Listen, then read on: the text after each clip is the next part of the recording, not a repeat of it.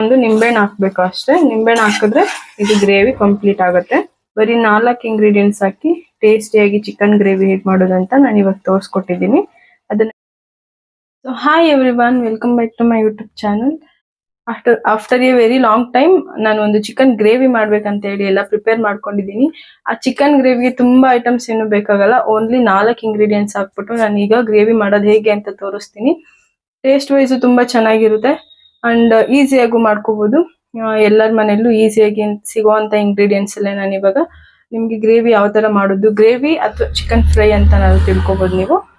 Let's go. ನಾನೆಲ್ಲ already prepare ಮಾಡ್ಕೊಂಡಿದ್ದೀನಿ. ಇವಾಗ ಏನೇನ್ ಬೇಕಂತ ನಾನು ಇವಾಗ ಮುಂದೆ ಹೇಳ್ತಾ ಹೋಗ್ತೀನಿ. ಫ್ರೆಂಡ್ಸ್, ಮೊದಲನೇದಾಗಿ ನಾನು ಬೆಳ್ಳುಳ್ಳಿ ತಗೊಂಡಿದ್ದೀನಿ. ಇದು 2 ಬೆಳ್ಳುಳ್ಳಿ, ಹಾಗೆ ಹಸಿಮೆಣಸಿನ್ಕಾಯಿ 2 ನಿಂಬೆಹಣ್ಣು ತಗೊಂಡಿದ್ದೀನಿ. 1 ನಿಂಬೆಹಣ್ಣು ಸಾಕಾಗತ್ತೆ. ಹಾಗೆ ಗರಂ ಮಸಾಲ. ಇದಿಷ್ಟು 4 ಐಟಮ್ ಇಂದ ನೀವು ಚಿಕನ್ ಗ್ರೇವಿ ಮಾಡ್ಕೋಬಹುದು. ಹೇಗೆ ಅಂತ ನಾನು ಇವಾಗ ತೋರಿಸ್ತೀನಿ. ಬೆಳ್ಳುಳ್ಳಿ ಮತ್ತೆ ಹಸಿಮೆಣಸಿನ್ಕಾಯಿನ ರುಬ್ಕೋಬೇಕು. ಇವಾಗ ಇದನ್ನ ರುಬ್ಕೋಬೇಕು. ಸೊ ಗೈಸ್, ಇವಾಗ ಈ ತರ ರುಬ್ಕೊಂಡಿದ್ದೀನಿ. ನೆಕ್ಸ್ಟ್ ಯಾವ ತರ ಮಾಡೋದಂತ ಪ್ರೊಸೀಜರ್ ನೋಡೋಣ ಬನ್ನಿ. ಓಕೆ ಗೈಸ್, ಇವಾಗ ಮೊದಲಿಗೆ ಸ್ಟವ್ ಹಚ್ಕೊಳ್ಳೋಣ.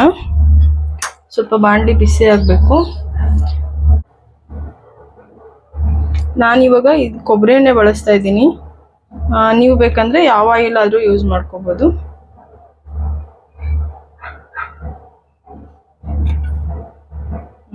ಸಾಕು ಇದಿಷ್ಟು ಆಯಿಲ್.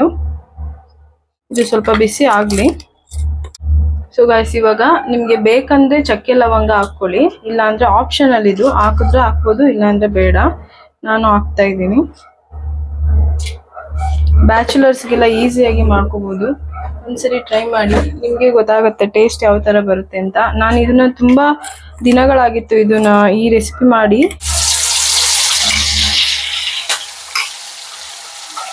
ಅದಾದ್ಮೇಲೆ ನಾವು ರುಬ್ಕೊಂಡಿರೋಂಥ ಹಸಿಮೆಣಸಿನ್ಕಾಯಿ ಮತ್ತೆ ಬೆಳ್ಳುಳ್ಳಿ 2 ರುಬ್ಕೊಂಡಿದ್ವಲ್ಲ, ಆ ಮಸಾಲೆನ ನೀವು ಡೈರೆಕ್ಟ್ ಆಯಿಲ್ಗೆ ಹಾಕ್ಬೇಕು.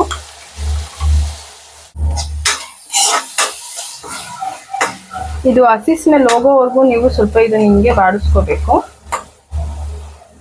ಇದು ಚಪಾತಿಗೆ ಮತ್ತೆ ಅನ್ನಕ್ಕೂ ಚೆನ್ನಾಗಿರುತ್ತೆ. ಚಪಾತಿ, ರೊಟ್ಟಿ, ಪರೋಟ ಏನ್ ಬೇಕಾದ್ರೂ ತಿನ್ಬೋದು. ಸ್ವಲ್ಪ ಆಯಿಲ್ ಬೇಕಂದ್ರೆ ಜಾಸ್ತಿ ಹಾಕೋಬಹುದು, ಬಟ್ ನಾನು ಆಯಿಲ್ ಜಾಸ್ತಿ ಹಾಕೊಂಡಿಲ್ಲ.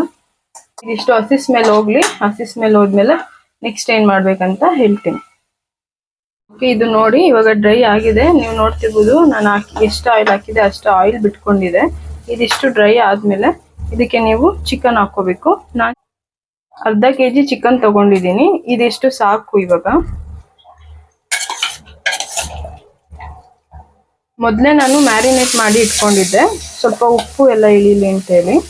ಒಂದು 1/2 hour ಮುಂಚೆ ಇಟ್ಕೊಂಡ್ರು ಸಾಕು, ಇಲ್ಲ ಡೈರೆಕ್ಟ್ ಹಾಕೋತೀನಿ ಅಂದ್ರೂ ಹಾಕೋಬಹುದು, ಏನು ಪ್ರಾಬ್ಲಮ್ ಇಲ್ಲ.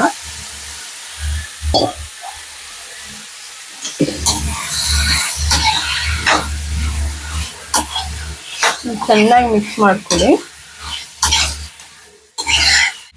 ಸೊ ಗೈಸ್, ಈ ಟೈಮಲ್ಲಿ ಸ್ವಲ್ಪ ಉಪ್ಪು ಆ್ಯಡ್ ಮಾಡ್ಕೊಳ್ಳಿ. ನಾನು ಮುಂಚೆನೇ ಚಿಕನ್ಗೆ ಉಪ್ಪು ಹಾಕಿದ್ದೀನಿ, ಸ್ವಲ್ಪನೇ ಹಾಕೋತೀನಿ. ಆಮೇಲೆ ಲಾಸ್ಟಲ್ಲಿ ಬೇಕಾದ್ರೆ ಟೇಸ್ಟ್ ನೋಡ್ಬಿಟ್ಟು ಸ್ವಲ್ಪ ಹಾಕೋತೀನಿ. ಇವಾಗ ಸ್ವಲ್ಪ ಇದಕ್ಕೆ ನೀರು ಹಾಕೊಳ್ಳಿ, ಯಾಕಂದ್ರೆ ಇದು ಸ್ವಲ್ಪ ಬೇಯಬೇಕು ಚಿಕನ್, ಅದಕ್ಕೋಸ್ಕರ. ನೀವೇನು ತೊಳೆದಿರ್ತೀರ, ಅದು ಮಸಾಲೆ ಜಾರಲ್ಲಿ ಏನು ತೊಳೆದಿರ್ತೀರ ಆ ನೀರೇ ಹಾಕ್ಕೊಳ್ಳಿ, ಇಲ್ಲಾಂದ್ರೆ ನಾರ್ಮಲ್ ನೀರು ಹಾಕೊಂಡ್ರು ಓಕೆ. ಸ್ವಲ್ಪ ನೀರು ಹಾಕೊಂಡು ಇದನ್ನ ಬೇಯಿಸ್ಬೇಕು. ಚಿಕನ್ ಎಲ್ಲ ನೀಟಾಗಿ ಬೇಯುತ್ತೆ ಅವಾಗ. ಸೊ ಇವಾಗ ಇದು ಬೇಯಲಿ. ಇವಾಗ ಇದಿಷ್ಟು ಬೆಂದಿದೆ. ಇವಾಗ ನಾನು ಇದಕ್ಕೆ ಗರಂ ಮಸಾಲ ಆ್ಯಡ್ ಮಾಡ್ತೀನಿ.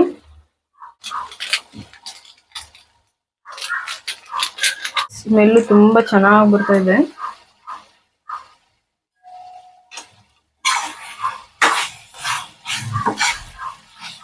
ಸಾಕು ಇದಿಷ್ಟು ಗರಂ ಮಸಾಲ. 1 2 ಸ್ಪೂನ್ ಗರಂ ಮಸಾಲ ಹಾಕೊಳ್ಳಿ ಸಾಕು, ಜಾಸ್ತಿ ಬೇಡ. ನೀವು ಬೇಕಾದ್ರೆ ಇನ್ನೂ ಸ್ವಲ್ಪ ಇದಕ್ಕೆ ವಾಟರ್ ಆ್ಯಡ್ ಮಾಡ್ಕೋಬಹುದು, ಬಟ್ ನನಗೆ ಸಾಕು ಇಷ್ಟೇ. ನಾನೇನೋ ವಾಟರ್ ಆ್ಯಡ್ ಮಾಡಕ್ ಹೋಗಲ್ಲ. ನೀವು ಈ ಟೈಮಲ್ಲಿ ಸ್ವಲ್ಪ ಟೇಸ್ಟ್ ನೋಡ್ಬಿಟ್ಟು ಉಪ್ಪು ಬೇಕಂದ್ರೆ ಉಪ್ಪು ಹಾಕೊಳ್ಳಿ. ಸ್ವಲ್ಪ ಖಾರ ಬೇಕು ಅಂತಂದ್ರೆ ಚಿಲ್ಲಿ ಪೌಡರ್ ಹಾಕೊಳ್ಳಿ. ಹಸಿಮೆಣಸಿನ್ಕಾಯಿ ಹಾಕಿರೋದ್ರಿಂದ ಖಾರ ಏನು ಬೇಕಾಗಲ್ಲ. ಬೆಳ್ಳುಳ್ಳಿನೂ ಹಸಿಮೆಣಸಿನ್ಕಾಯಿ ರುಬ್ಬಿರ್ತೀವಲ್ಲ, ಸೊ ನಿಮ್ಗೆ ಖಾರ ಅದ್ರಲ್ಲೇ ಸಿಗುತ್ತೆ. ಸೊ ಖಾರ ಏನು ಬೇಡ. ಟೇಸ್ಟ್ ನೋಡಿ ಬೇಕು ಅಂದ್ರೆ ಹಾಕೊಳ್ಳಿ, ಇಲ್ಲಾಂದ್ರೆ ಅದನ್ನ ಸ್ಕಿಪ್ ಮಾಡಿ. ನಂಗೆ ಸ್ವಲ್ಪ ಉಪ್ಪು ಬೇಕು ಅನ್ನಿಸ್ತಿದೆ, ಸೊ ನಾನು ಅದಕ್ಕೆ ಸ್ವಲ್ಪ ಉಪ್ಪು ಆ್ಯಡ್ ಮಾಡ್ತೀನಿ ಇವಾಗ. ನೋಡಿ, ಇಷ್ಟೇ ಹಾಕೋದು ನಾನು, ಉಪ್ಪು ಜಾಸ್ತಿ ಹಾಕೋದು. ಅವಾಗಲೇ ನಾನು ಚಿಕನ್ ಮ್ಯಾರಿನೇಟ್ ಮಾಡ್ಬೇಕಾದ್ರೆ ಸ್ವಲ್ಪ ಉಪ್ಪು ಹಾಕಿದೆ, ಮತ್ತೆ ಮಿಡಲ್ ಅಲ್ಲಿ ಸ್ವಲ್ಪ ಉಪ್ಪು ಹಾಕಿದ್ನಲ್ಲ, ಸೊ ಇವಾಗ ಏನ್ ಜಾಸ್ತಿ ಬೇಕಾಗಲ್ಲ, ಸ್ವಲ್ಪ ಆಡ್ ಮಾಡ್ಕೊಂಡಿದ್ದೀನಿ. ಈಗ ಲಾಸ್ಟ್ ಇದಕ್ಕೆ ನಿಂಬೆಹಣ್ಣು ಹಾಕ್ಬೇಕು ಅಷ್ಟೇ. ನಿಂಬೆಹಣ್ಣು ಹಾಕಿದ್ರೆ ಇದು ಗ್ರೇವಿ ಕಂಪ್ಲೀಟ್ ಆಗುತ್ತೆ. ನೋಡಿ, ಇದು ಕ್ವಿಕ್ ಆಗಿ ನೀವು ಈಸಿಯಾಗಿ ಮನೇಲೆ ಮಾಡ್ಕೊಂಡು ತಿನ್ನುವಂತ ರೆಸಿಪಿ.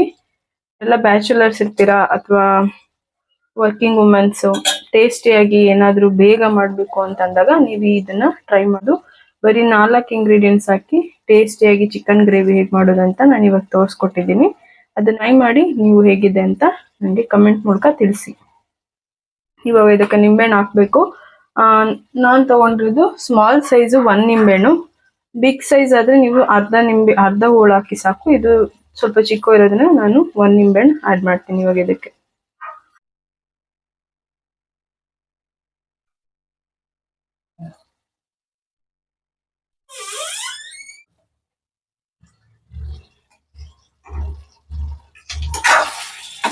ಲೈಟ್ ಆಗಿ ಹಿಂಗೆ ತಿರುಗಿಸ್ಕೊಂಡು ಇದಿಷ್ಟೇ ಮುಗೀತು.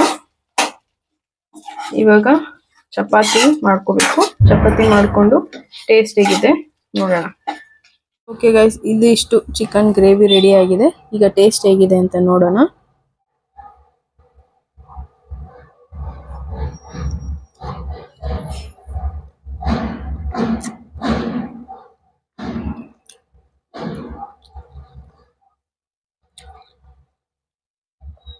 ತುಂಬ ಚೆನ್ನಾಗಿ ಬಂದಿದೆ ನೋಡಿ. ಚಿಕನ್ ಅಷ್ಟೇ ತುಂಬ ಚೆನ್ನಾಗಿ ನೀವು ನೋಡ್ಬೋದು, ತುಂಬ ಚೆನ್ನಾಗಿ ಬೆಂದಿದೆ.